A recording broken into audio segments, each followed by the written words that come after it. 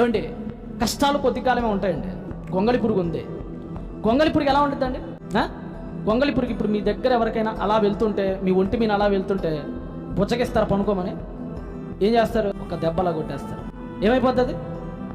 చీదరించుకుంటున్నాం. గొంగళి పురుగు అసహ్యంగా ఉంది. అసలు దాని దగ్గర కూడా ఎలా చీపురు కట్టబెట్టి కొట్టేస్తాం, పక్కకి లాగేస్తాం, చాలా చీదరించుకుంటాం. ఓపిక పట్టిద్దది. ప్రతిదానికి ఓ సమయం ఉంది.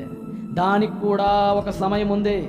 ఆ రోజున పురుగు ఎలా మారితే సీతాకోక చిలుకలా మారింది. ఒకప్పుడు ఏ పురుగును చూసైతే చీ అని అసహించుకున్నావో, ఇప్పుడు అదే పురుగు కోసం నువ్వు పట్టుకోవడానికి పరిగెడుతున్నావు. దాని జీవితం మార్చేశాడు దేవుడు.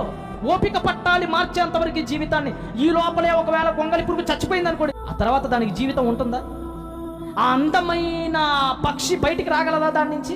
ఓపిక, సహనం, ఓర్పు చాలా అవసరం.